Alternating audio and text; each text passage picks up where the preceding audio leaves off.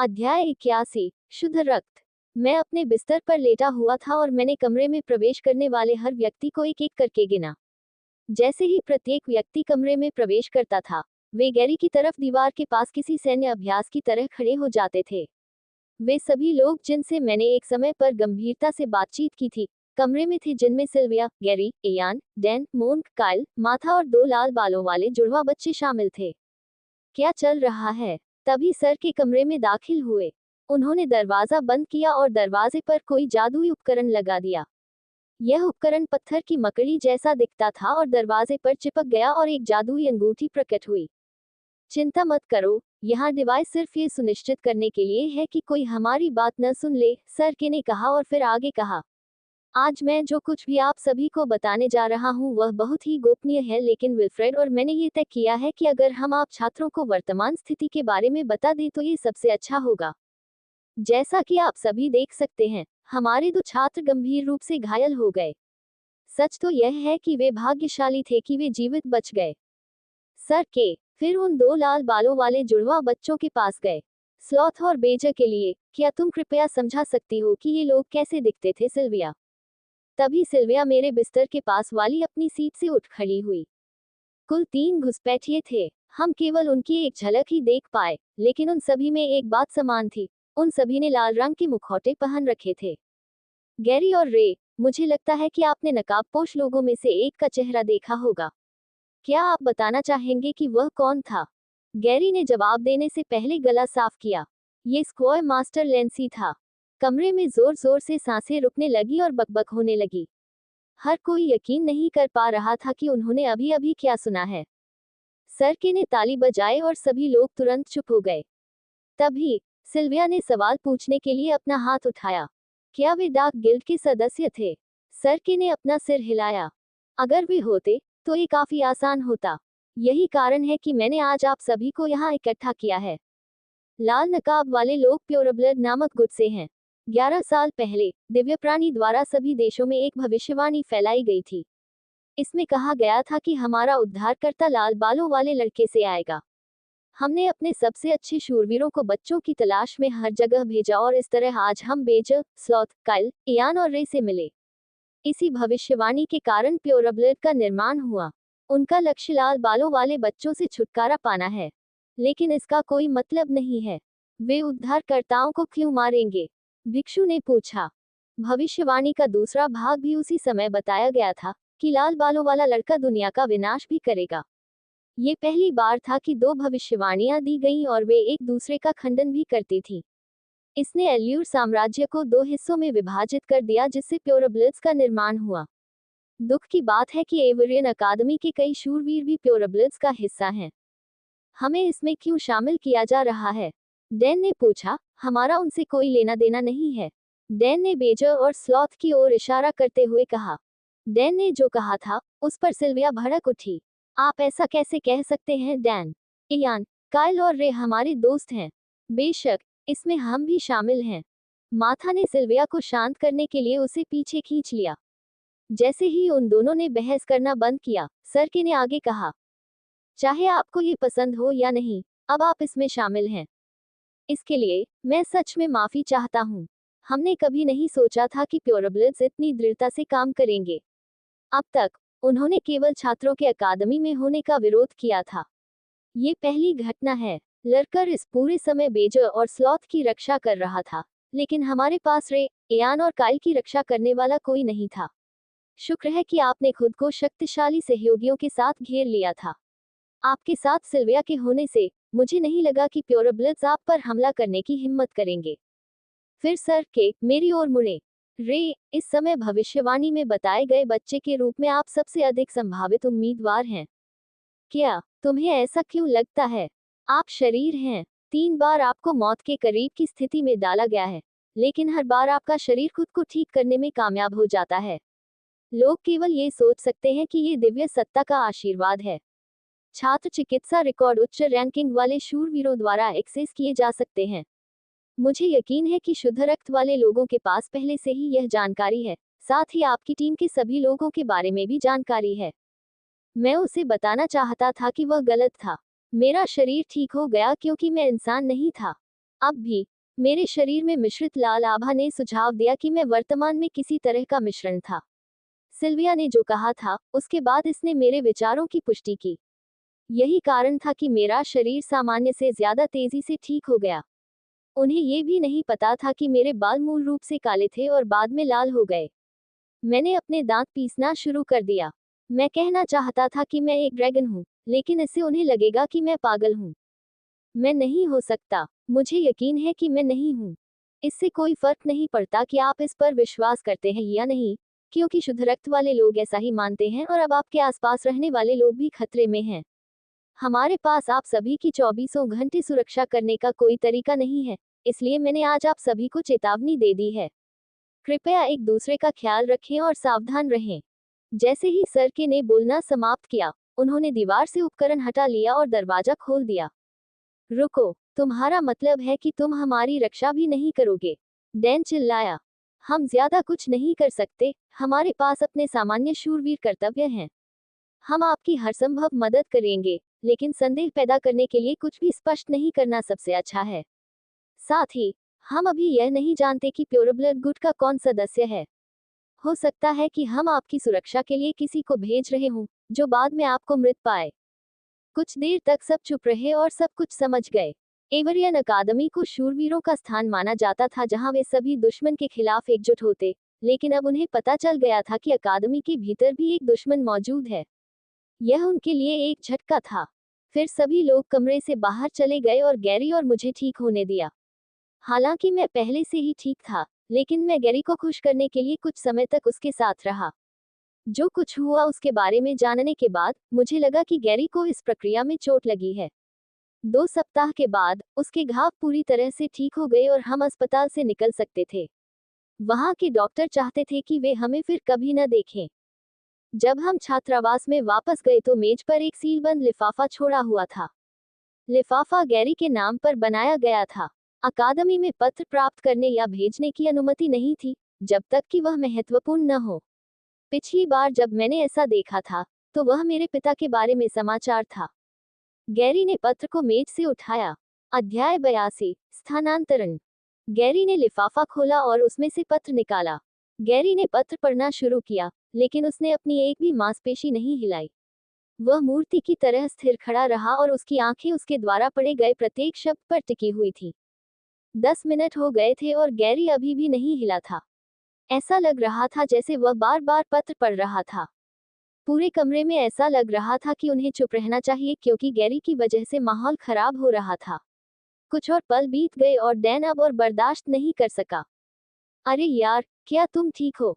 जैसे ही डैन ने ये शब्द कहे, गैरी ने पत्र गिरा दिया और कमरे से बाहर भाग गया। पत्र हवा में तैरता हुआ डैन के ठीक बगल में फर्श पर आ गिरा। शायद उसकी गर्लफ्रेंड ने उससे रिश्ता तोड़ लिया है या कुछ और हुआ है। सभी ने सांस रोक ली। वे जानते थे कि पत्र गंभीर था और वे ये जानना चाहते थे कि गैरी ने ऐसी प्रतिक्रिया क्यों की, लेकिन साथ ही वे गैरी का सम्मान करना चाहते थे। सभी, सिवाय एक व्यक्ति के। डैन फर्श पर गया और जमीन से पत्र उठाया। नहीं, भिक्षु चिल्लाया, क्या तुम्हें याद है कि पिछली बार क्या हुआ था? मैंने पूछा, पिछली बार क्या हुआ था? सभी लोग मुझसे नजरें मिलाने से कतराने लगे। मुझे कुछ समझ नहीं आया कि वे क्या बात कर रहे थे या वे ऐसा व्यवहार क्यों कर रहे थे। डैन ने मौन की चेतावनी को नजरअंदाज करते हुए अपना हाथ हवा में हिलाया और पत्र पढ़ना शुरू कर दिया। तब डैन भी अकड़ गया। डैन बहुत बातूनी था, लगभग कायल जितना ही, इसलिए उसे चुप देखना, जरूर कोई महत्वपूर्ण बात रही होगी। तो फिर बात क्या है? माथा ने पूछा। फिर डैन ने पत्र को मोड़कर मेज पर रख दिया। मुझे नहीं लगता कि यह हमारे देखने की बात है। किसी को बाहर जाकर ये देखना चाहिए कि गैरी ठीक है या नहीं। ये देखना एक अजीब दृश्य था। डैन कभी भी दूसरों के प्रति दयालु नहीं था, इसलिए पत्र की विषय वस्तु चाहे जो भी हो, वे गंभीर होनी चाहिए। हम सभी अलग हो गए और उन संभावित स्थानों की तलाश करने लगे जहां हम गैरी को पा सकें। अकादमी में आमतौर पर मिलने जुलने की जगहों को देखने के बाद मैंने छत पर जाने का फैसला किया। जब मैंने दरवाजा खोला, तो मैंने किनारे की ओर देखते हुए एक गोरे लड़के की पीठ देखी। मैं धीरे धीरे गैरी के पास गया और सोचने लगा कि क्या कहूं। मुझे उम्मीद थी कि मैं उसे खोजने वाला पहला व्यक्ति नहीं था। अगर गैरी को सांत्वना की जरूरत थी तो मैं निश्चित रूप से उसके लिए सबसे अच्छा व्यक्ति नहीं था। सिल्विया, माथा यहाँ तक कि डैन भी बेहतर हो सकते थे। जैसे जैसे मैं गैरी के करीब गया, उसे अपने पास आते हुए कदमों की आवाज सुनाई दी। जैसे ही वह पलटा, मैंने उसकी लाल लाल आंखें देखी। वे थोड़ी सूजी हुई और फूली हुई थी। ऐसा लग रहा था जैसे वह रो रहा था। मैं उसके पास आया और गैरी की पीठ थपथपाई और उसके साथ शहर का नजारा देखने लगा। अगर गैरी किसी से बात करना चाहता तो मैं उसे पहले बोलने देता। मुझे कुछ भी कहने की जरूरत नहीं थी। हम दोनों एक दूसरे के बगल में खड़े होकर नजारा देख रहे थे, जब तक कि गैरी ने अंततः कहा, आप पत्र के बारे में जानना चाहते हैं, है ना? मैंने कोई जवाब नहीं दिया, लेकिन छत पर हम दो ही थे, इसलिए उसे पता था कि मैं उसकी आवाज सुन सकती हूँ। खैर, तुम्हें भी इसके बारे में जानने का हक है। ये पत्र एमी के बारे में था। वह मर चुकी है। अचानक, एमी के साथ मेरी पहली मुलाकात की तस्वीरें मेरे दिमाग में घूमने लगी। हमने जो बेवकूफ़ी भरी बातें की, कैसे वह मुझे घंटों ट्रेनिंग करते हुए देखती थी, ये सब मुझे याद आ गया। मुझे नहीं पता कि वह कैसा एहसास था, लेकिन मेरा दिल थोड़ा उदास हो गया। लेकिन ये सब नहीं है। गैरी ने इतनी जोर से मुक्का मारा कि उसकी उंगलियां उसकी त्वचा में धंस गईं और उसके हाथ से खून बहने लगा। वे कहते हैं कि वह रोलांड अकादमी के अंदर मर गई। ये किसी तरह के रईस के साथ द्वंद्व था। और वे क्या करते हैं? वे मेरे परिवार को पैसे देते हैं जैसे कि इससे उनकी सारी समस्याएं दूर हो जाएंगी। गैरी चिल्लाया। मुझे यकीन है कि उसे सजा भी नहीं मिली होगी। आखिरकार, उसने एक छोटे से गांव की एक आम लड़की को ही मारा था। मैं कसम खाता हूं कि मैं उस व्यक्ति को मार डालूंगा जिसने मेरी बहन के साथ ऐसा किया। कोई और शायद गैरी को शांत करने की कोशिश करता, लेकिन मैं नहीं। मुझे ठीक से पता था कि गैरी क्या महसूस कर रहा था। उसे उस व्यक्ति से इतनी नफरत थी जिससे वह कभी मिला भी नहीं था। ये वही नफरत थी जो मैंने भी जाहिर की थी। मेरे दिल में भी डूबती भावना गुस्से में बदल गई। रे, तुम्हें मेरी मदद करनी होगी। गैरी ने अपने दोनों हाथ मेरे कंधों पर रखे। मुझे नहीं लगता कि उसे एहसास हुआ कि उसके हाथ से खून बह रहा था क्योंकि वह मेरी स्कूल यूनिफॉर्म में भीग रहा था। तुम वास्तव में एक जादूगर हो, है ना? तुम एक जानवर को बुला सकते हो और यहाँ तक कि अग्नि शक्तियों का भी इस्तेमाल कर सकते हो, मैंने देखा। मास्टर शूरवीरों के सामने अपनी शक्तियों का प्रदर्शन करो और रोलांड अकादमी में स्थानांतरण पाओ। तुम भी इस व्यक्ति को ढूंढना चाहते हो, है ना? हालांकि मैं रोलांड अकादमी जाना चाहता था, लेकिन अफवाह थी कि यहीं पर दिव्य प्राणी रहता है। मुझे गैरी की मदद करने में कोई आपत्ति नहीं थी, लेकिन यहाँ मुझे अभी भी बहुत कुछ करना था। लाल दरवाजे के पीछे क्या था? ड्रैगन शूरवीरों की कब्र में क्या था? क्या ड्रैगन शूरवीर मेरे जैसे प्राणी थे? तभी मैं रोलांड अकादमी में जाने से खुश हो सकता था। फिर मैंने सोचा कि अगर मैं गैरी को सच बता दूं, तो शायद वह समझ पाएगा।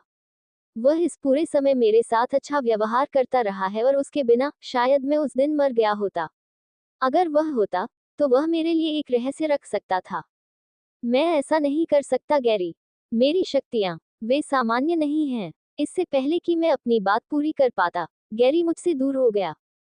मैं समझता हूँ, आपको कुछ और कहने की जरूरत नहीं है। तभी मेरे मन में एक विचार आया। टूर्नामेंट, ऑल किंगडम टूर्नामेंट में सभी अलग अलग राज्यों और अकादमियों से लोग होंगे। रोलैंड भी वहां होगा। शायद हमें वहां कुछ जानकारी मिल जाए। गैरी चलने लगा और पीछे मुड़कर मेरी ओर देखकर मुस्कुराया।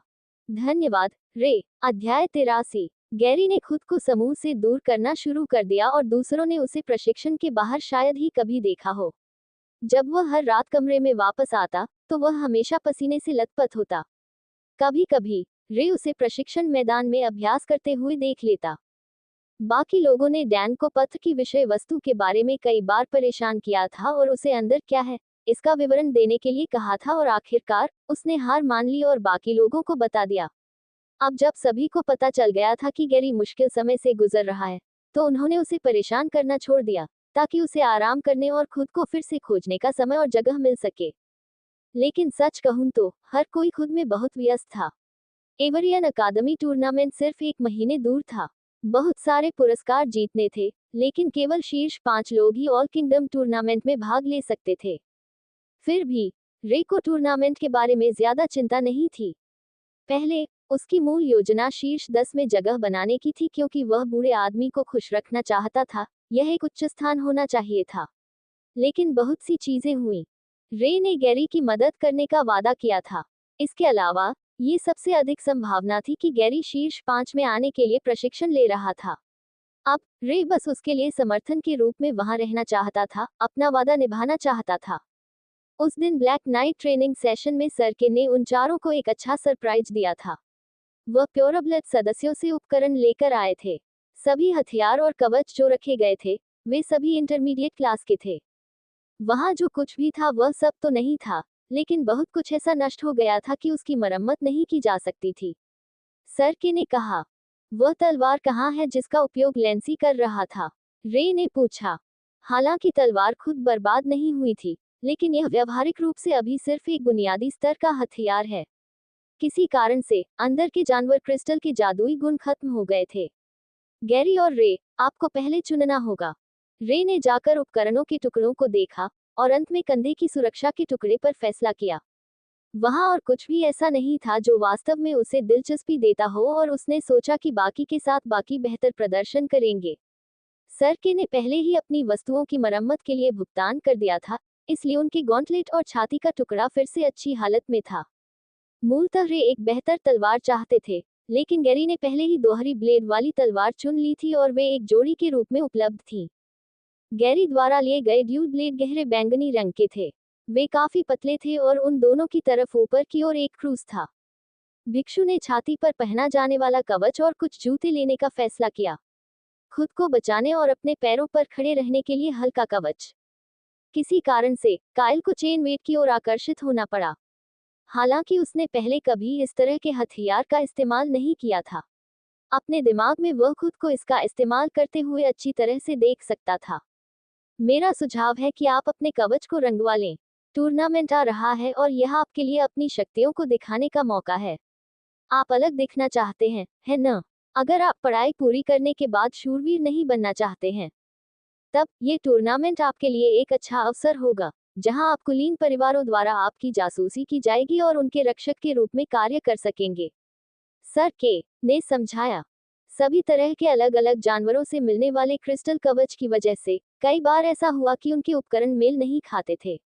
बहुत से शूरवीरों और सेनाओं ने अपने उपकरणों को उनके रंगों के अनुसार रंगना चुना। कुछ छात्रों ने इसे सिर्फ फैशन स्टेटमेंट के तौर पर किया। हालांकि रे को ज्यादा परवाह नहीं थी, लेकिन उन्हें लाल रंग पसंद था। इसलिए सरके की सलाह मानते हुए उन्होंने तय किया कि वे अपने उपकरण भी रंगवाएंगे। पिछली बार हुई घटना के कारण उनका शिकार सत्र एक सप्ताह के लिए रद्द कर दिया गया था। बहुत से लोगों ने पूछा कि लेंसी को क्या हुआ था, लेकिन किसी के पास वास्तव में कोई ठोस जवाब नहीं था।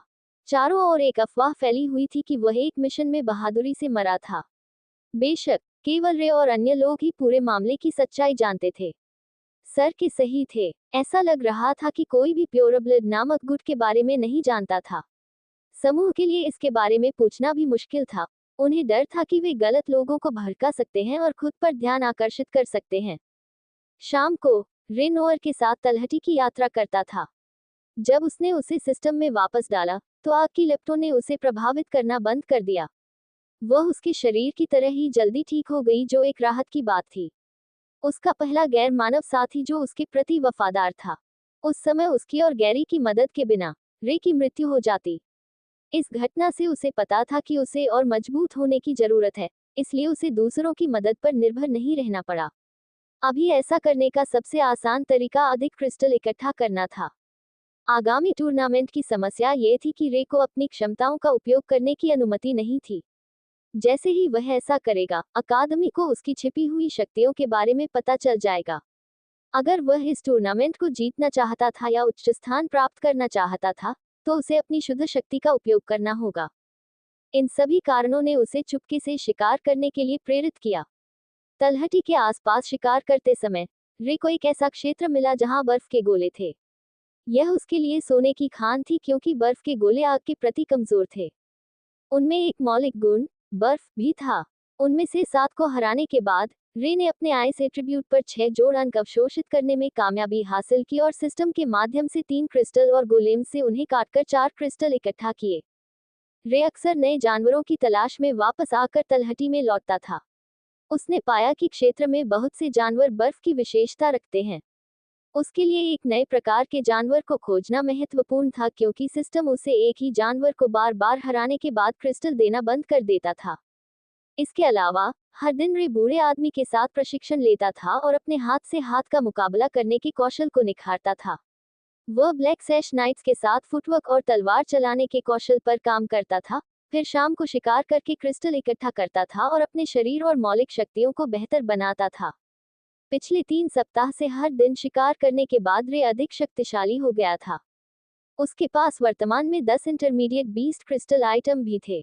इनमें से कोई भी उसके काम का नहीं था, क्योंकि वे हथियार या आइटम थे जिनकी उसे न तो जरूरत थी और न ही वह उनका इस्तेमाल करता था। उसने उन्हें अभी के लिए रख लिया, इस स्थिति में कि उसे भविष्य में एक उन्नत स्तर का क्रिस्टल मिल जाए और उसे किसी वस्तु में बदलने के लिए पैसे की आवश्यकता हो। हालांकि वह अकेला ऐसा व्यक्ति नहीं था जो इस दौरान मजबूत हुआ था। पिछले 3 हफ्तों में टीम ने कई मध्यवर्ती जीवों को हराया था और मजबूत उपकरण जुटाए थे। इयान के पास बेहतर कुल्हाड़ियां थी, माथा के पास बेहतर धनुष और तीर थे, मोंट के पास अपने खंजर थे और इसी तरह। यह एक कठिन प्रतियोगिता होने वाली थी। यहाँ तक कि तीसरे वर्ष का एक छात्र भी था जिसकी चिंता रे को करनी थी, जैसे हैरी और जैस्मीन। ये शर्म की बात थी कि रे को अभी भी अधिक कौशल अनलॉक करने की स्थिति का पता नहीं चल पाया था। कुछ उपयोगी कौशल थे जिनका वह उपयोग करना चाहता था, लेकिन उसके पास समय नहीं बचा था। अंततः लंबे इंतजार के बाद एवरियन अकादमी टूर्नामेंट का समय आ गया। अध्याय 84, एक साथ गुजरना। रे उस दिन सुबह 6 बजे उठे। हर दिन की तरह सामान्य वर्दी पहनने के बजाय आज कुछ अलग था। आमतौर पर जब अकादमी के अंदर छात्रों को केवल प्रशिक्षण उपकरण के साथ स्कूल यूनिफॉर्म पहनने की अनुमति थी। प्रशिक्षण के लिए समर्पित हथियार ज्यादातर लकड़ी से बने होते थे। इस तरह वे अभ्यास करते समय खुद को गंभीर रूप से घायल नहीं करेंगे। उन्हें अपने जानवरों के गियर का उपयोग केवल मिशन और शिकार के समय करने की अनुमति थी। रे ने अपने सभी मौजूदा उपकरणों को सफलतापूर्वक काले रंग की आउटलाइन के साथ लाल रंग में रंग दिया था।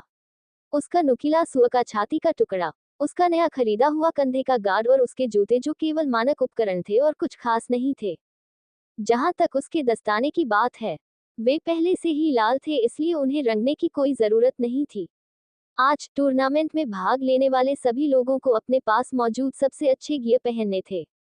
इसका एक हिस्सा किसी को अपने असली हथियार इस्तेमाल करने की अनुमति देता था। टूर्नामेंट शहर के खेल के मैदान में हो रहा था। यह अकादमी से लगभग 20 मिनट की पैदल दूरी पर था।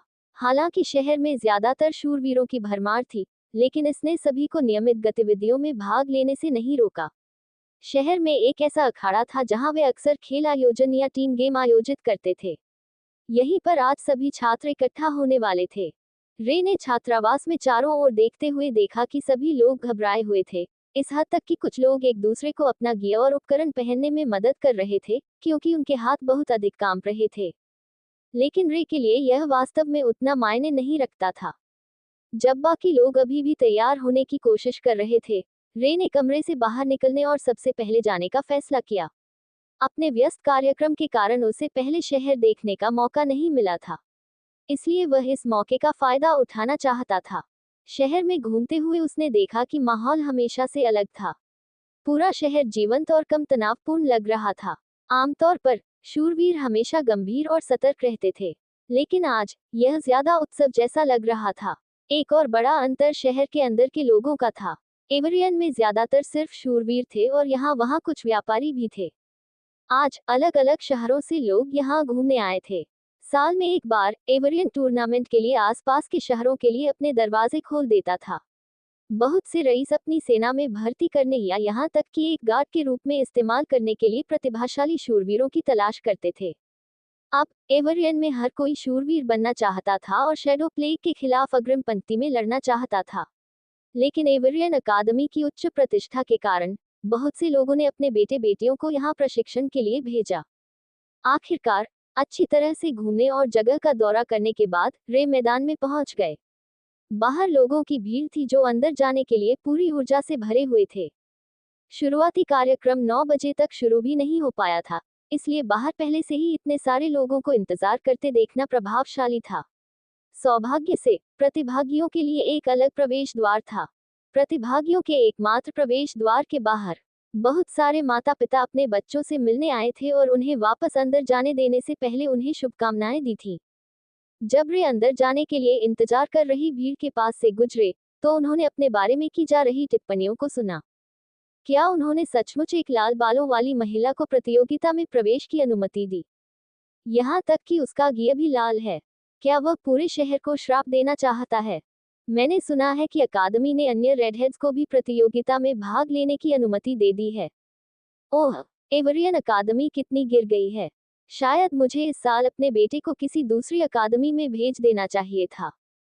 जब रे छोटा था तो ये टिप्पणियां उसे थोड़ा परेशान करती थी, लेकिन अब उसे इसकी आदत हो गई है। उसे इस तरह का व्यवहार मिले हुए काफी समय हो गया है। सेबेस्टियन के साथ मैच के बाद से रे ने कभी भी दूसरे छात्रों से तिरस्कार का एक भी शब्द नहीं सुना। खैर, कम से कम उसके सामने तो नहीं।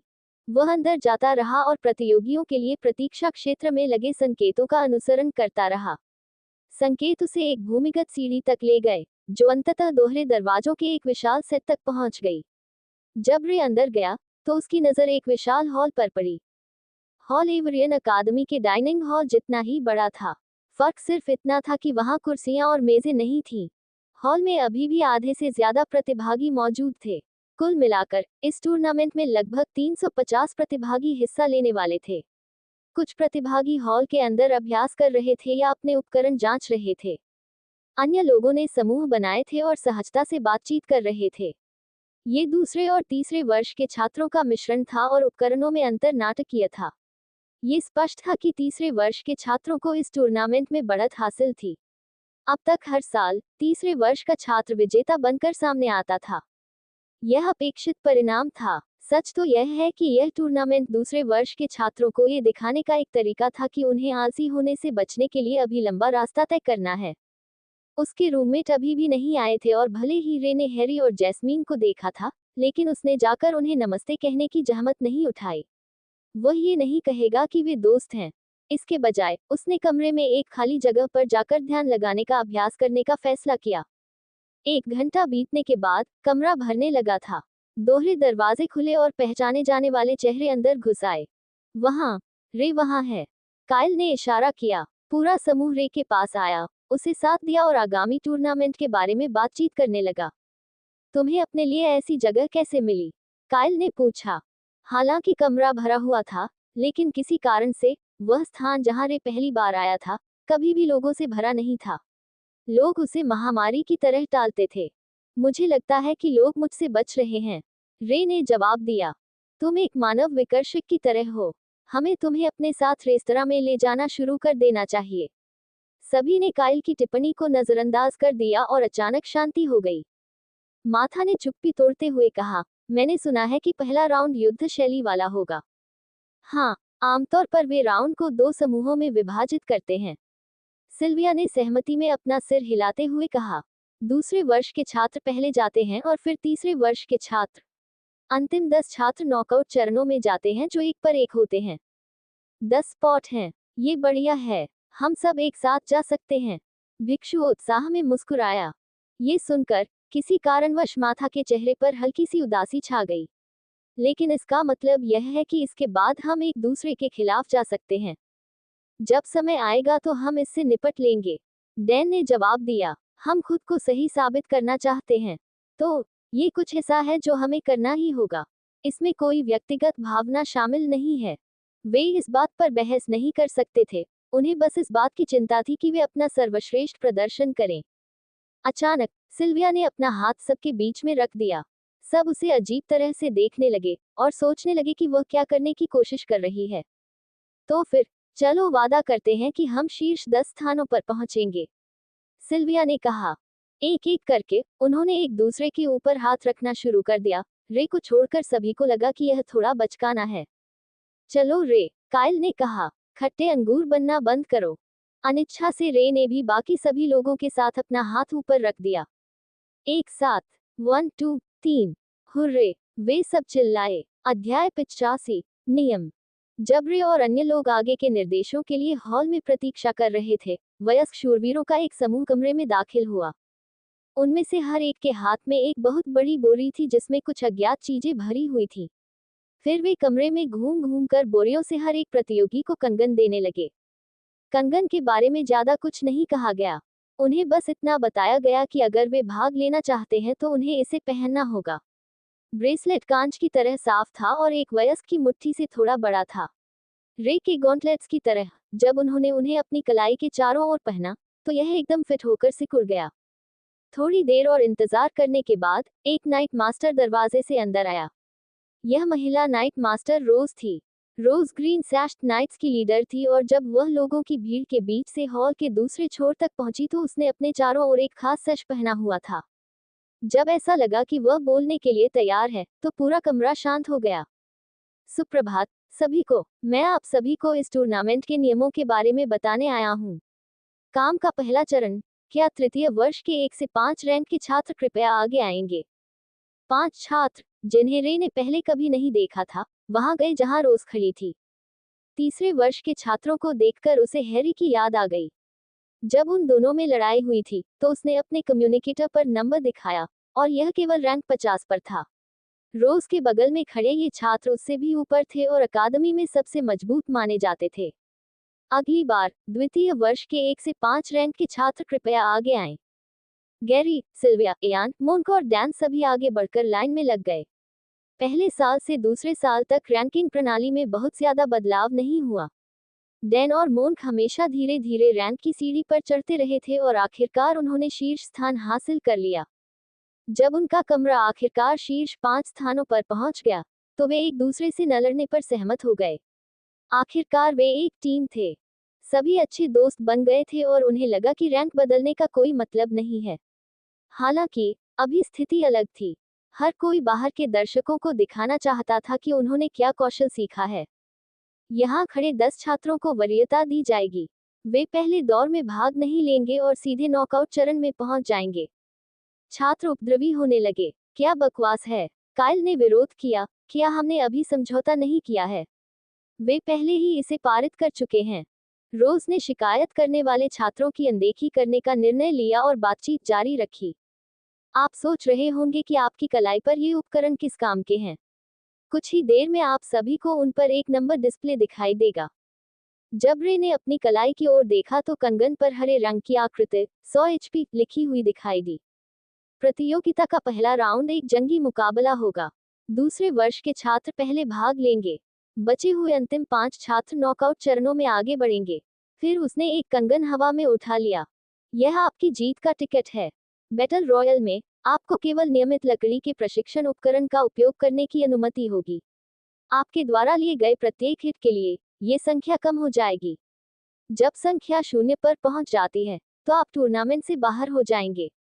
रोज ने माथा की ओर इशारा करने से पहले छात्रों की ओर देखा। माथा, क्या तुम मेरे साथ चलोगी? उसने कहा। माथा जल्दी से रोज की जगह पर दौड़ी। फिर उसने माथा को एक लकड़ी का धनुष दिया जिसमें एक कुंद लकड़ी का तीर लगा था। इसके बाद रोज ने पंक्ति में खड़े दूसरे वर्ष के छात्रों की ओर देखना शुरू किया और यान की ओर इशारा किया। बड़े आदमी, ऐसा लगता है कि तुम थोड़ा दर्द सहन कर सकते हो। मैं चाहता हूं कि तुम माथा के सामने खड़े हो जाओ और उसे तुम्हें गोली मारने दो। जैसा कहा गया था वैसा करते हुए उसने अपना धनुष तैयार किया और तीर को यान के पेट की ओर निशाना लगाने का निर्णय लिया। जैसे ही तीर धनुष से छूटा, वह यान के शरीर से टकराया और उछलकर सीधा उसके शरीर से जा टकराया। जैसा कि आप देख सकते हैं, छात्र को कोई नुकसान नहीं हुआ है, लेकिन अगर हम उसके ब्रेसलेट को देखें, तो उस पर अब 90 HP लिखा है। हम चाहते हैं कि छात्र पहले राउंड में अपना कौशल दिखाएं, न कि अपनी संपत्ति या किस्मत। इससे आप सभी एक समान स्तर पर खेल सकेंगे। पहला राउंड कौशल पर आधारित है। आप माथा, क्या आप कृपया की का उपयोग करके शॉट लेंगी? माथा ने फिर से यान पर निशाना साधा। इस बार उसने अपने धनुष और बाण में किक का प्रयोग किया। अब उसके कंगन पर 70 नंबर दिख रहा है। हमला जितना शक्तिशाली होगा, उतना ही अधिक HP लिया जाएगा। यदि यान ने की का उपयोग करके अवरोधन किया होता, तो यह उसका प्रतिकार करता और सामान्य 10 अंकों की क्षति करता। पहले दौर के लिए आपको बस इतना ही जानना चाहिए। इसके बाद छात्रों से कहा गया कि वे अपने उपकरण एक स्टोरेज रूम में रखें और फिर हॉल में वापस मिलें। इसमें रे भी शामिल था, जिसे अपने दस्ताने उतारने के लिए कहा गया। तेज उंगलियों के कारण रे को केवल वही कवच पहनने की अनुमति थी जो उसने पहना हुआ था। भंडारण कक्ष के अंदर चारों ओर देखने पर उसे एक दीवार पर लकड़ी के उपकरण और सभी प्रकार के हथियार लगे हुए दिखाई दिए। कुल्हाड़ी, गदा, धनुष, सब कुछ। रे वहां गया और उसने एक साधारण छोटी तलवार लेने का फैसला किया। ये वह हथियार था जिससे वह सबसे अधिक परिचित था क्योंकि यह उसी आकार की थी जो उसके पिता ने उसे दी थी। इसके बाद 10 वरीयता प्राप्त छात्रों को अन्यत्र ले जाया गया क्योंकि वहां उनकी उपस्थिति की कोई आवश्यकता नहीं थी। दालान से उन्हें एक बड़ी सुरंग में ले जाया गया। सुरंग करीब 5 मिनट तक चली और सुरंग के अंत में उन्हें एक चमकीली रोशनी दिखाई दी। जैसे ही वे तेज रोशनी में गए, उनका जोरदार जयकारों के साथ स्वागत किया गया। ऐसा लगा जैसे पूरा मैदान हिल रहा हो। पूरा मैदान लोगों से खचाखच भरा हुआ था और एक भी सीट खाली नहीं थी। अखाड़े में एक विशेष बैठने की जगह भी थी जहां 6 बुजुर्ग और नाइट मास्टर्स बैठते थे। उनके ठीक नीचे 2 स्क्वायर मास्टर्स क्रिस्टल माइक्रोफोन पकड़े बैठे थे। देवी और सज्जनों, आपका स्वागत है। अब हम एवरियन अकादमी टूर्नामेंट का पहला राउंड शुरू करेंगे। जैसे ही वह व्यक्ति क्रिस्टल में बोल रहा था, क्रिस्टल की आवाज इतनी तेज हो गई कि पूरा दर्शक उसे सुन सकता था। छात्रों को पूरे मैदान में फैलने के लिए कहा गया। ग्राउंड फ्लोर पर कुल मिलाकर करीब 150 प्रतियोगी थे। जैसे ही रे अपने खुले स्थान पर गया, वह इस भावना से मुक्त नहीं हो सका कि अन्य खिलाड़ी उसे देख रहे थे। वह महसूस कर सकता था कि उनकी आंखें उसकी खोपड़ी में चुभ रही थीं। उनके दिमाग में क्या चल रहा है? पहला round battle royal style tournament होगा। बचे हुए आखिरी 5 छात्र अगले राउंड में जाएंगे। लड़ाई के मैदान के ऊपर अचानक एक होलोग्राम स्क्रीन दिखाई दी।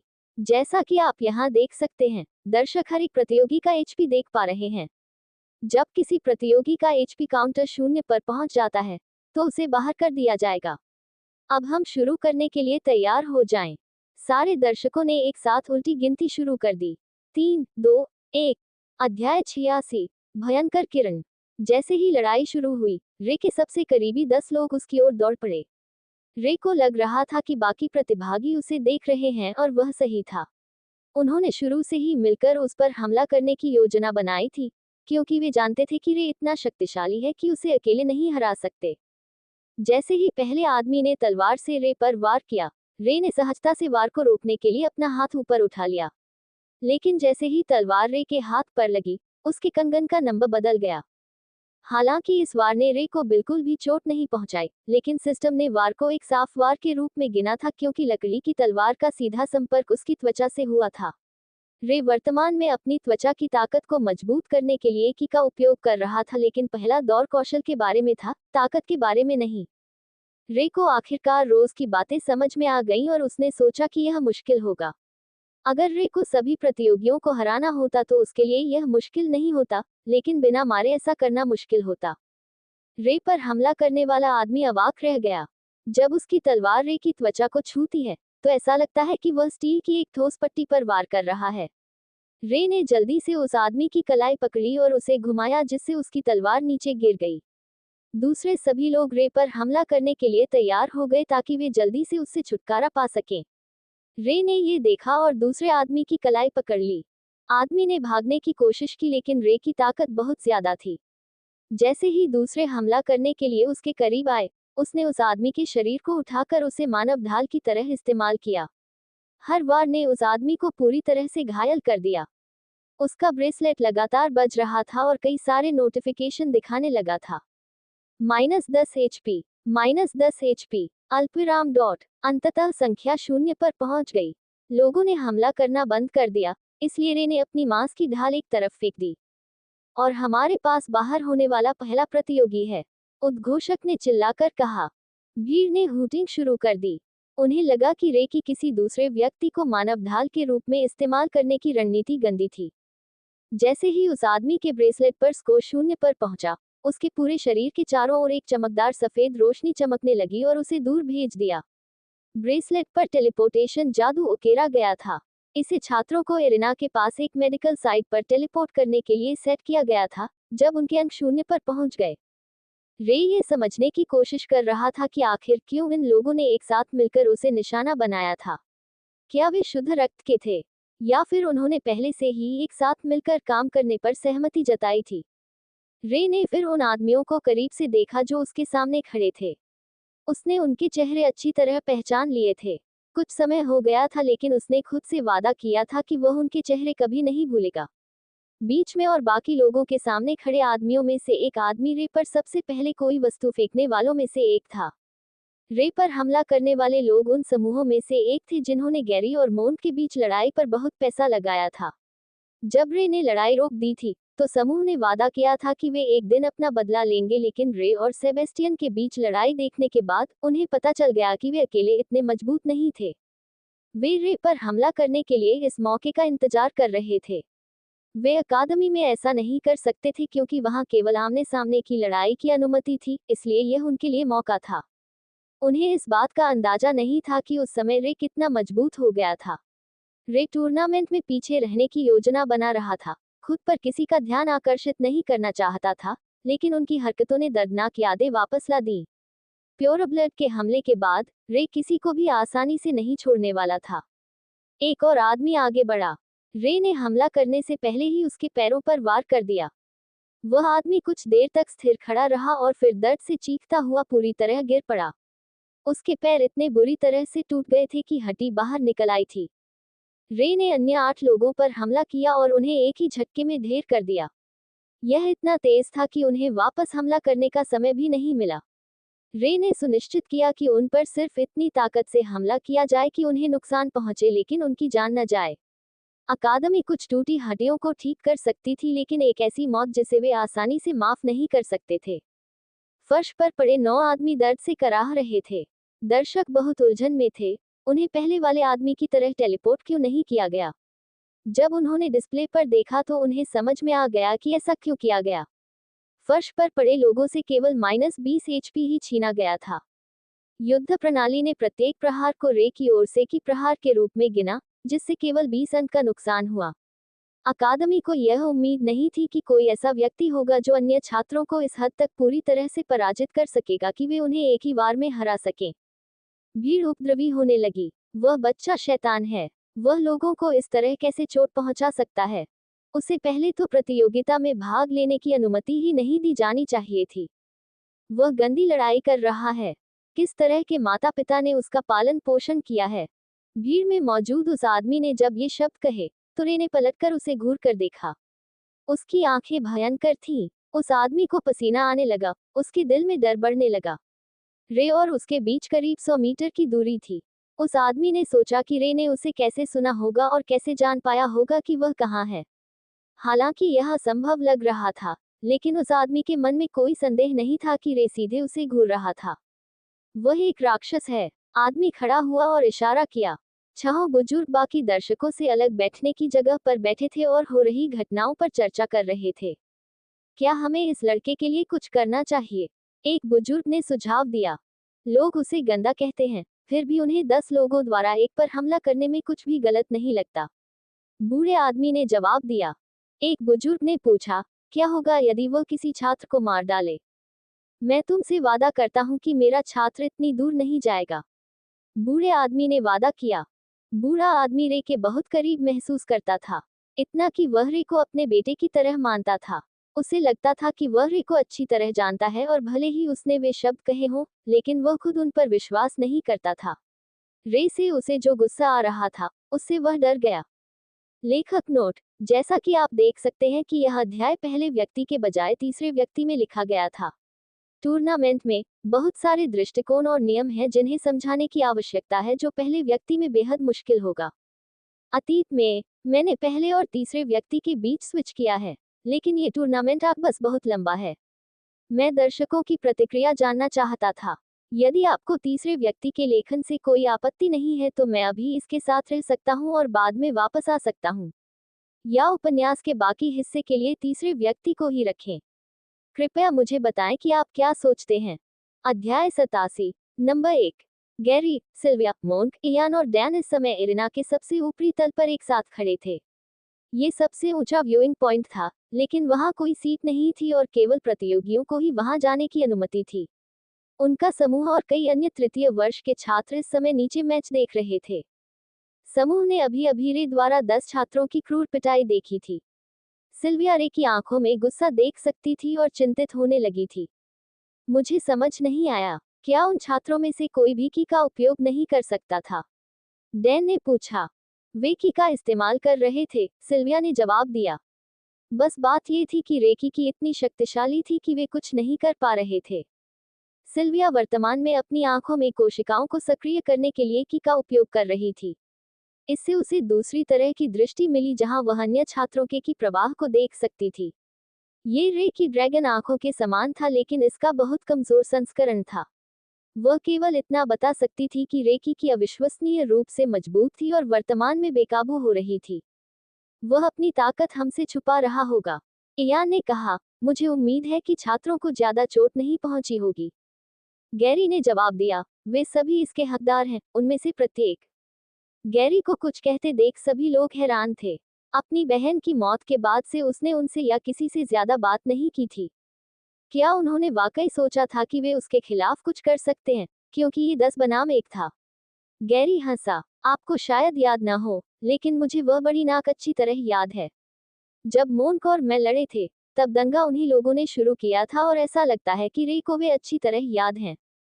मोन्क ने सेबेस्टियन के साथ हुई घटना को याद करते हुए कहा, मैं बस यही उम्मीद करता हूँ कि वह ज्यादा दूर न चला जाए। गैरी ने ज्यादा कुछ नहीं कहा, लेकिन सच तो यह है कि उसे इस बात की परवाह नहीं थी कि वे सभी मर जाएं। शायद ऐसे ही लोग उसकी बहन के खिलाफ थे। उन्होंने अपने कामों को सही ठहराने के लिए स्कूल के नियमों का इस्तेमाल करने की कोशिश की। किनारे पर खड़े तीसरे वर्ष के छात्रों का एक समूह भी मैदान पर नजर रख रहा था। क्या ये वही आदमी है जिसके बारे में तुम बात कर रहे थे, हैरी? जैक ने पूछा।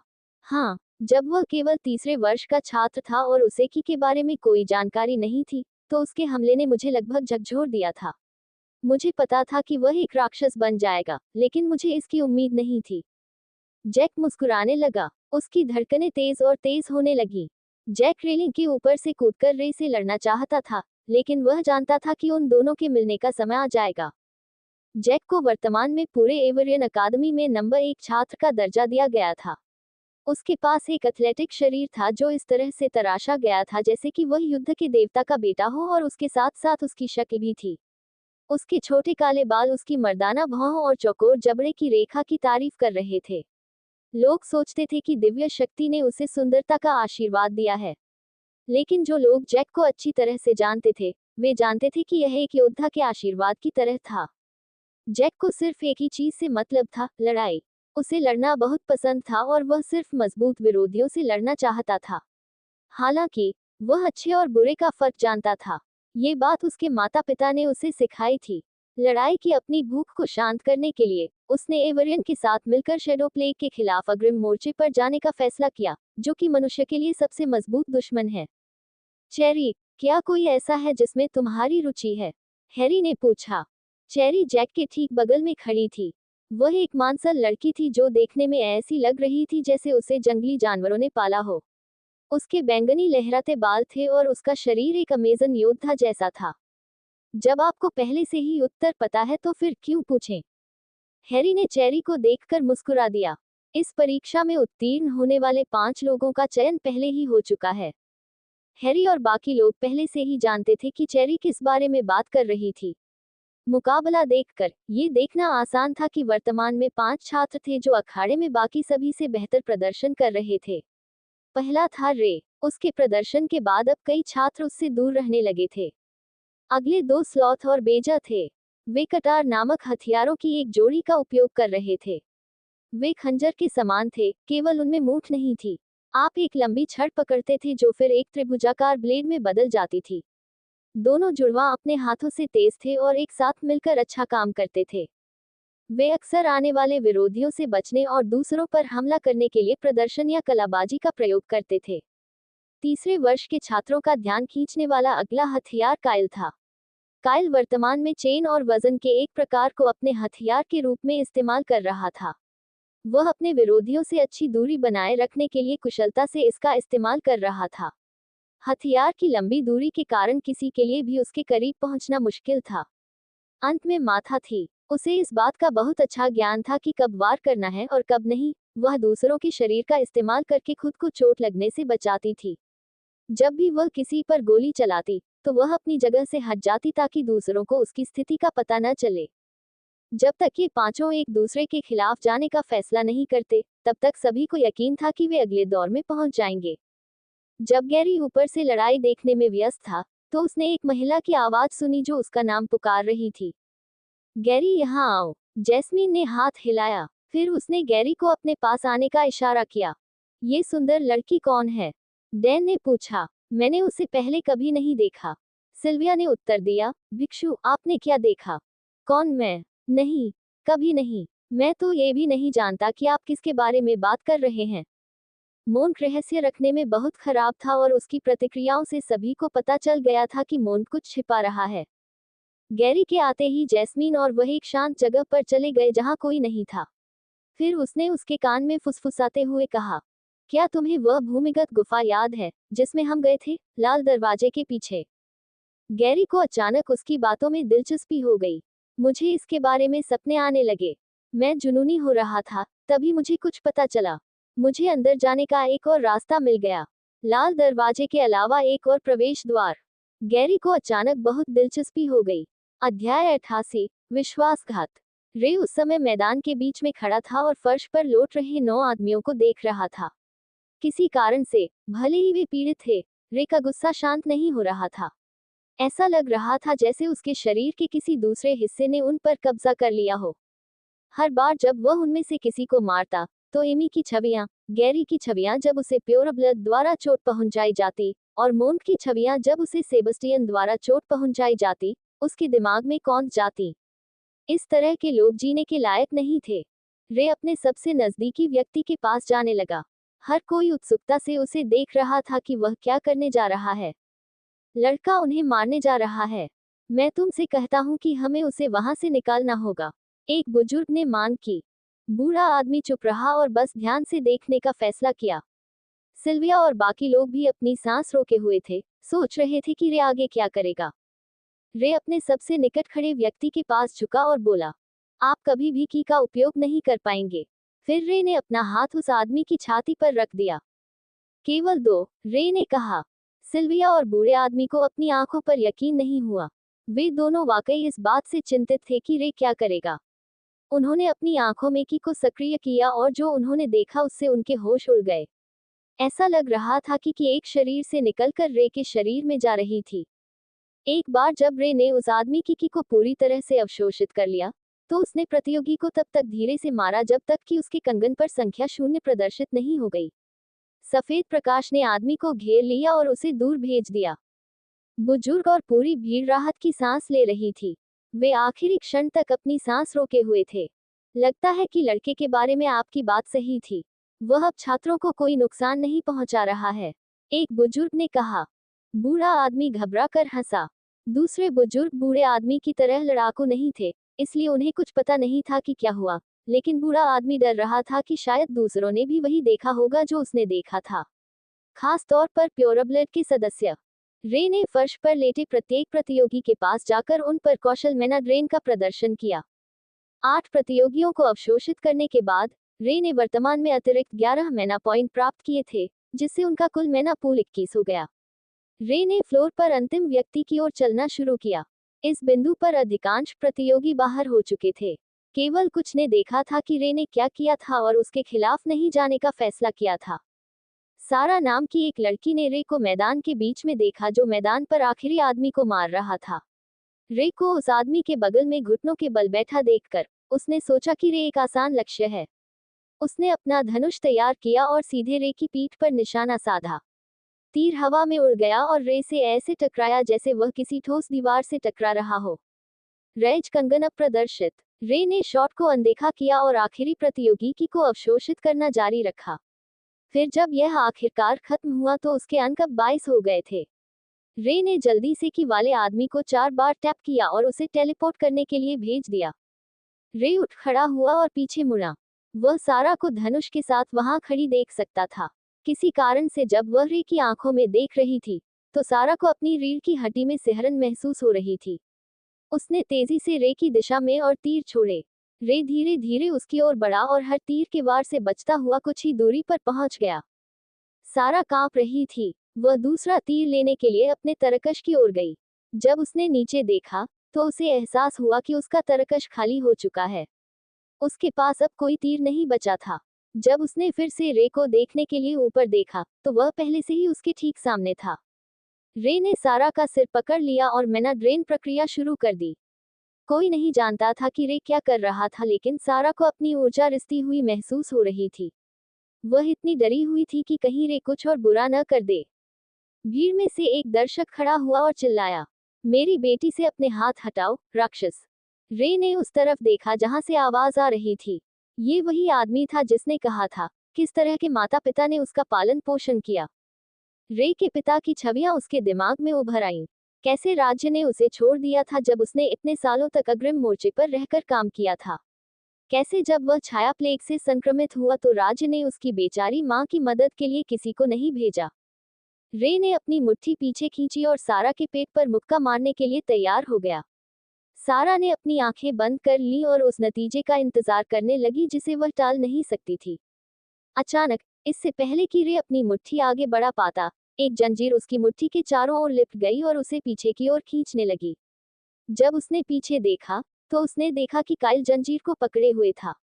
फिर दो जुड़वा बेजर और स्लॉथ आए और सारा को रे से दूर खींच लिया। अंत में, माथा वहां थी और उसने अपना तीर रे की ओर तान रखा था। यह क्या है? रे चिल्लाया। रे, इसे छोड़ दो, काइल ने जवाब दिया। देखो, मैं समझता हूँ कि पहले के लोग इसके लायक थे, लेकिन उसने कुछ भी गलत नहीं किया है। वह सिर्फ एक प्रतियोगी है। रे, कृपया, यह आपकी तरह नहीं है। माथा चिल्लाए। वे चारों काफी समय से रे की हरकतों पर नजर रख रहे थे। मैच के बीच में, उन्होंने जुड़वा बच्चों के साथ एक समझौता किया था कि वे पांचों अगले दौर में जाएंगे। जुड़वा रे को पसंद करते थे और उससे बहुत प्रभावित थे। जब भी ड्रैगन नाइट की ट्रेनिंग होती, रे अक्सर उन्हें प्रोत्साहित करते थे जब वे निराश महसूस करते थे या किसी काम में सफल नहीं हो पाते थे। जब सभी प्रतियोगी अंततः हार गए, तो उन्होंने पलटकर देखा कि रे ने सारा को पकड़ रखा है। उन्हें पता था कि उसके साथ कुछ गड़बड़ है। रे से आने वाला दबाव भयावह और बीमार करने वाला था। वे सभी एक दूसरे से बात किए बिना ही अभिनय कर रहे थे। तुम लोग मेरे बारे में क्या जानते हो? रे ने चिल्लाकर कहा। अध्याय 89। असाध्य। रे को देखते हुए सिल्विया खुद को रोक नहीं पाई। उसके गालों पर आंसू बहने लगे। क्या हुआ? भिक्षु ने पूछा। क्या तुम नहीं देख सकते? रे नाराज नहीं है, वह दुखी है। रे के सीने में एक ऐसी भावना थी जो गायब नहीं होती थी। चाहे वह कुछ भी करे, ये भावना वहीं रहती थी। उसने शुरू में सोचा था कि वह बदला लेना चाहता है। वह अब यही कर रहा था, लेकिन ये भावना दूर क्यों नहीं हो रही थी? फिर रे को कुछ एहसास हुआ। हर बार जब वह लोगों पर भरोसा करने या उनकी परवाह करने लगता, तो दुनिया उसे किसी न किसी तरह से प्रताड़ित करती। दुनिया ने उसे दूसरा मौका दिया था, और उस दूसरे मौके के जरिए उसने देखा कि इंसान वाकई कितने क्रूर हैं। सिर्फ जानवरों या ड्रैगन के लिए ही नहीं, बल्कि खुद के लिए भी। वह इंसानों पर भरोसा करना चाहता था।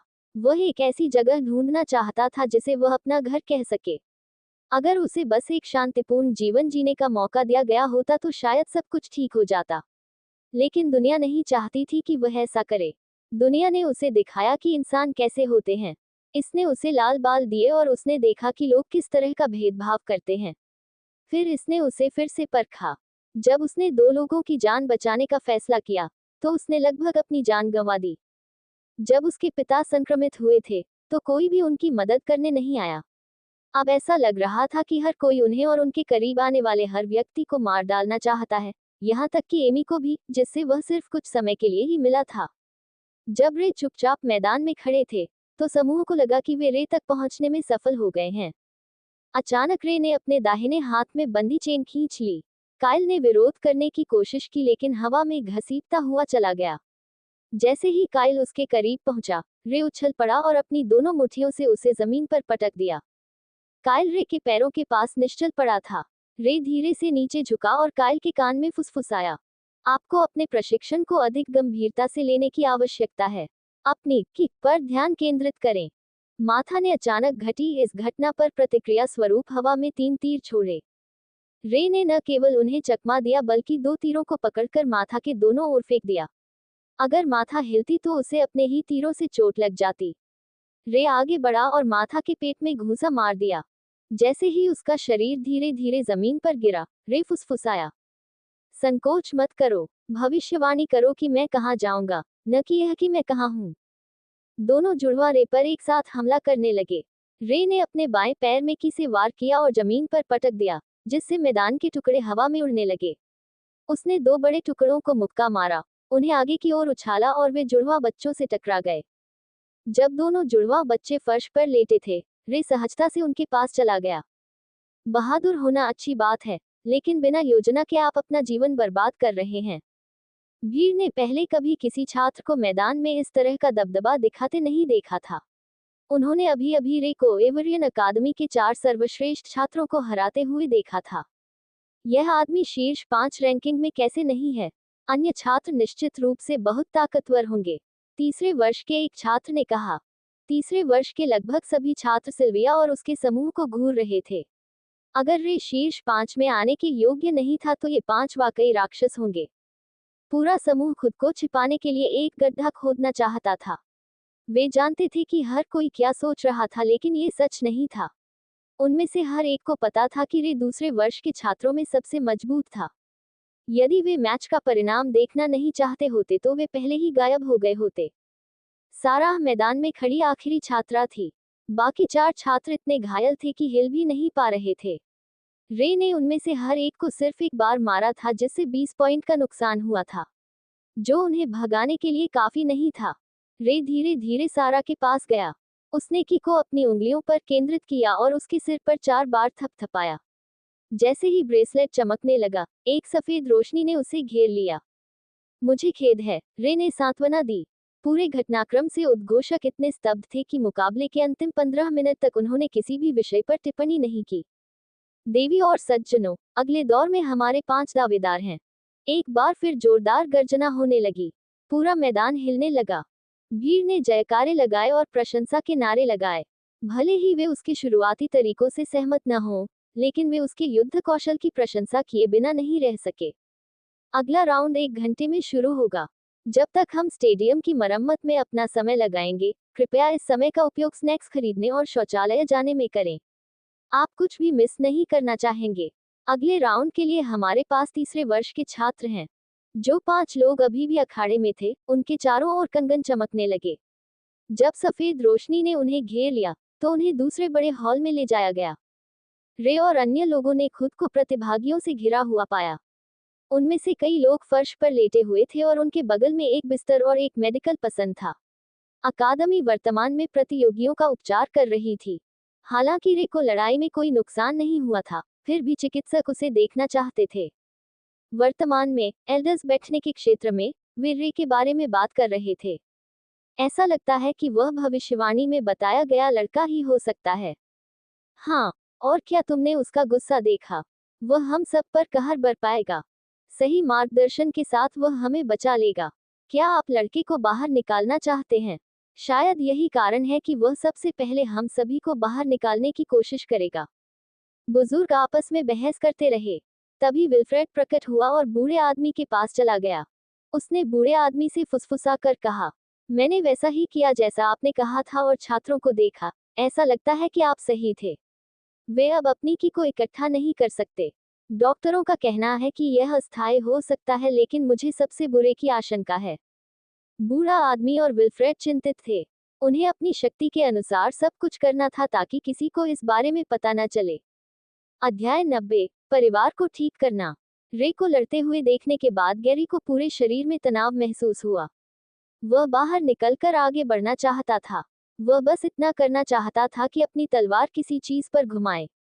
उसे इस बात से जलन हो रही थी कि दूसरे प्रतिभागी लड़ रहे थे जबकि उसे यहाँ ऊपर रहकर देखना पड़ रहा था। गैरी किसी से भी अधिक जानता था कि रे वास्तव में कितना शक्तिशाली था, लेकिन अब उसे अपने सामने देखकर गैरी को ऐसा महसूस हुआ कि वह और भी पीछे छूटता जा रहा है। लेकिन गैरी को सबसे ज्यादा डर इस बात का था कि वहां उससे भी ज्यादा ताकतवर लोग और जानवर थे। अगर वह अपनी बहन को मारने वाले लोगों को सजा देना चाहता था, तो उसे इतना मजबूत बनना होगा कि वह अपने रास्ते में आने वाले किसी भी व्यक्ति से लड़ सके। रईसों ने कई प्रतिभाशाली शूरवीरों को गार्ड के रूप में रखा और कुछ के पास अपनी सेना भी थी। गैरी सिर्फ अपनी बहन को मारने वाले व्यक्ति को ही नहीं बल्कि उनसे जुड़े हर एक व्यक्ति को भी खत्म करने की योजना बना रहा था। वह चाहता था कि उन्हें भी वही दर्द महसूस हो जो उसे हुआ था। जैसे ही मैच खत्म हुआ, गैरी ग्रुप से दूर जाने लगा। उसे खुद को शांत करने के लिए कुछ झटके लगाने की जरूरत थी। वह बिना कुछ कहे चला गया। सिल्विया ने उसके पीछे जाने की कोशिश की, लेकिन माथा ने उसे रोकने के लिए उसका हाथ पकड़ लिया। ये सबसे अच्छा होगा कि हम उसे खुद ही इससे निपटने दें। गैरी मजबूत है। याद है पिछली बार वह आखिरकार इससे बाहर निकल गया था। जब उसे वास्तव में हमारी मदद की जरूरत होगी, तभी हम उसे लेने आएंगे। सिल्विया माथा की बातें समझ गई, लेकिन वह यह महसूस करने से खुद को नहीं रोक सकी कि उसने जो छोटा सा परिवार बनाया था, वह बिखरने लगा था, और चूंकि वह परिवार की मुखिया थी, इसलिए उसे ही इसे ठीक करने की जरूरत थी। गैरी प्रशिक्षण हॉल में पहुंचे। ये प्रतिभागियों के लिए उनकी आगामी लड़ाई से पहले अभ्यास करने का स्थान था। दूसरे वर्ष के सभी छात्रों ने अभी अभी लड़ाई समाप्त की थी, इसलिए वर्तमान में केवल तीसरे वर्ष के छात्र ही अगले कार्यक्रम के लिए बुलाए जाने की प्रतीक्षा कर रहे थे। गैरी कुछ तनाव दूर करना चाहता था, और प्रशिक्षण कक्ष में मौजूद प्रशिक्षण गुड़ियां इसके लिए बिल्कुल उपयुक्त थीं। गैरी ने सबसे ऊंचे स्तर पर प्रशिक्षण गुड़िया में से एक को सक्रिय किया और उसे काटना शुरू कर दिया। देखने वाले लोग प्रभावित हुए। गैरी ने घातक स्थिति में वापस हमला करते हुए हर हमले से बचने में कामयाबी हासिल की। गैरी को इसकी जानकारी नहीं थी, लेकिन तीसरे वर्ष के कई छात्र उसे अभ्यास करते हुए देख रहे थे। वह दूसरे वर्ष के छात्रों में प्रथम स्थान पर है। तुम उसके बारे में क्या सोचते हो, हैरी? एक तृतीय वर्ष के छात्र ने पूछा। दूसरा वाला मेरे टाइप का है, हैरी ने जवाब दिया। लड़का अच्छा लग रहा है। उसकी शैली मुझे तुम्हारी याद दिलाती है। हो सकता है कि वह वास्तव में उससे भी बेहतर हो, चेरी ने हल्की मुस्कान के साथ कहा। हैरी जानता था कि चेरी उसे भड़काने की कोशिश कर रही है, लेकिन फिर भी यह काम कर गया।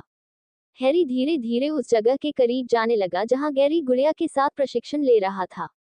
5 मिनट तक प्रभावशाली तलवारबाजी और सटीक निशाना साधने के बाद गैरी ने विश्राम लेने का निर्णय लिया। जैसे ही उसने ऐसा किया, हैरी उसी प्रशिक्षण गुड़िया के पास चला गया। उसने अपनी तलवार निकाली और प्रशिक्षण गुड़िया को गैरी के समान स्तर पर सक्रिय कर दिया। गुड़िया ने शुरू किया और हैरी ने भी। हैरी ने लगातार गुड़िया के वार से बचने के लिए वार करना शुरू कर दिया।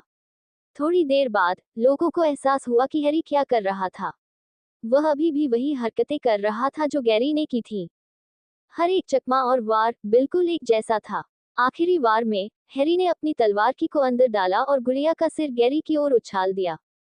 गुड़िया का सिर हवा में उड़ गया और गैरी ने आखिरी क्षण में अपना सिर हिलाया।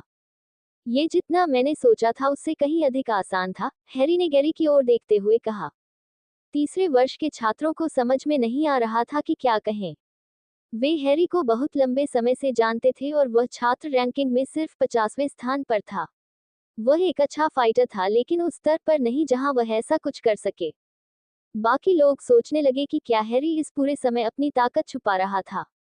यदि तुम लड़ाई चाहते हो, तो तुम्हें बस पूछना होगा। गैरी ने फिर अपनी तलवार निकाली और हैरी की ओर चलना शुरू कर दिया। तीसरे वर्ष के छात्र उत्साहित हो रहे थे। वे दो कुशल तलवारबाजों के बीच युद्ध देखने के लिए बेताब थे। दोनों एक दूसरे से बस थोड़ी ही दूरी पर थे और ऐसा लग रहा था कि किसी भी क्षण वे आपस में भिड़ जाएंगे। तभी एक महिला की आवाज सुनाई दी। तुम वहां हो, सिल्विया चिल्लाया। सिल्विया दौड़कर आए और गैरी का हाथ पकड़ लिया। चलो, तीसरे वर्ष का दौर शुरू होने वाला है। चलो शुरू करते हैं, सिल्विया ने कहा और उसने गैरी को कमरे से बाहर खींच लिया। सिल्विया कुछ देर से दरवाजे से झांक रही थी और सोच रही थी कि गैरी से क्या कहना है। फिर उसने देखा कि गैरी अब लड़ाई करने जा रहा है। अगर वह ऐसा करता, तो उसे टूर्नामेंट से अयोग्य घोषित कर दिया जाता। आखिरी क्षण में उसके पास उसे बचाने के अलावा कोई विकल्प नहीं था। सिल्विया द्वारा खींचे जाने के दौरान गैरी को एहसास हुआ कि उसने कितनी बड़ी गलती कर दी है। अगर वह टूर्नामेंट में हिस्सा नहीं ले पाता तो इसका मतलब था कि वह शीर्ष 5 में नहीं आ पाएगा। धन्यवाद, गैरी ने कहा। अरे, मैं नेता हूं ना। आप सभी को सुरक्षित रखना मेरा काम है। सिल्विया और गैरी उस जगह पहुंच चुके थे जहां बाकी समूह के लोग मौजूद थे। वे किसी भी क्षण शुरू होने वाले अगले दौर के लिए तैयार होने के लिए अखाड़े की बालकनी पर खड़े थे। जब सिल्विया ने समूह की ओर देखा तो उसे लगा कि कोई गायब है। वह रे था। रे को अब तक मेडिकल टीम द्वारा रिहा कर दिया जाना चाहिए था, खासकर तब जब उसे कोई चोट नहीं आई थी। सिल्विया रे की तलाश में हर जगह दौड़ती रही। उसने हर उस जगह की जांच की जिसके बारे में वह सोच सकती थी। आखिरकार जब वह गलियारों में दौड़ रही थी तो उसने देखा कि रे एल्डर्स के अस्थायी कमरे के बाहर विल्फ्रेड से बात कर रहा था। वह जल्दी से गलियारे के कोने में छिप गई क्योंकि वह उनकी बातचीत में बाधा नहीं डालना चाहती थी। तुमने अभी क्या कहा रे? विल्फ्रेड चिल्लाया। रे ने एक बार फिर अपनी बात दोहराई। मैं टूर्नामेंट से बाहर होना चाहता हूँ।